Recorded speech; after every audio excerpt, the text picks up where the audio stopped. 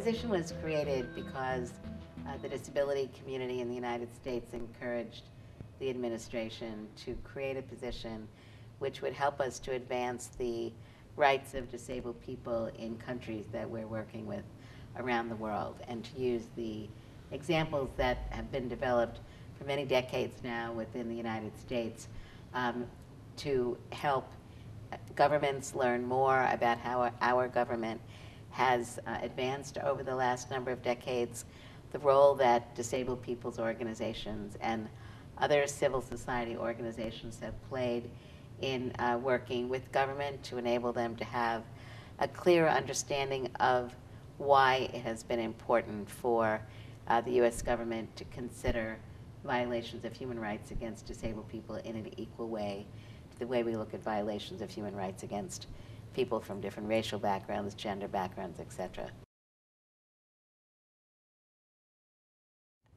There are a number of areas that I feel we've been doing some very good work within the State Department.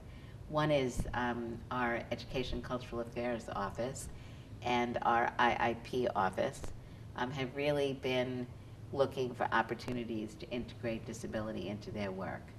And we've seen this in increasing numbers of disabled people who are participating in visitors programs where people are brought from overseas to the United States to learn about life in the United States.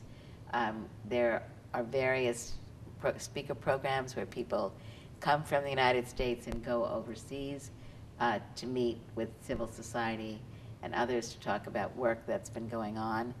There's been an increasing number of people who are specialists in accessibility or discrimination who have been traveling to other countries and helping to share information on work that we've been doing, and the inclusion of disability in the human rights discussion has been really improving. When Secretary Clinton was there, she was including disability, for example, in one of her last major speeches in Ireland on human rights, where disability was included a couple of times, clearly discussing the issue of human rights violations and how the denial of rights to disabled people is the denial of human rights, and we have to be working on this issue.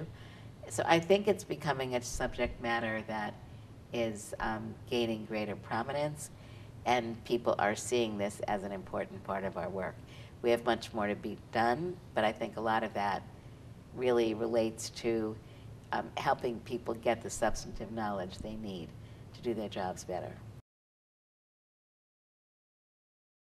So I came to Germany because BMZ had a conference this week where they were rolling out their strategy on inclusion of disabled people into the work that they're doing. So I was asked to participate on a panel.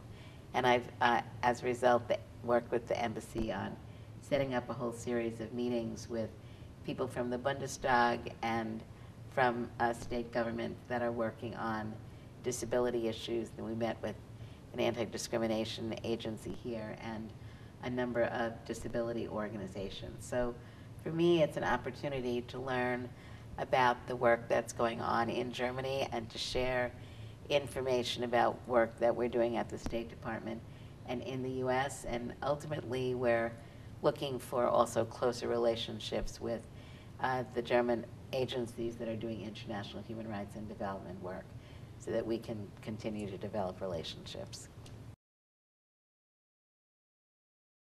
I've been visiting Germany now since 1972.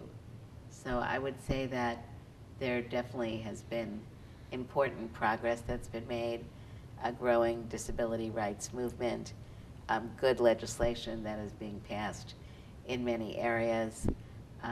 I believe there are a couple of areas that many people in Germany are also trying to improve, specifically the number of disabled children that are still attending completely segregated schools, the number of disabled people that are working in segregated employment settings. I think those are both areas that we're very happy to talk both with civil society and government about what we have been doing in those areas. Certainly the US has many issues that we're still grappling with, but I think we've had number of more years' experience that we're very interested in sharing.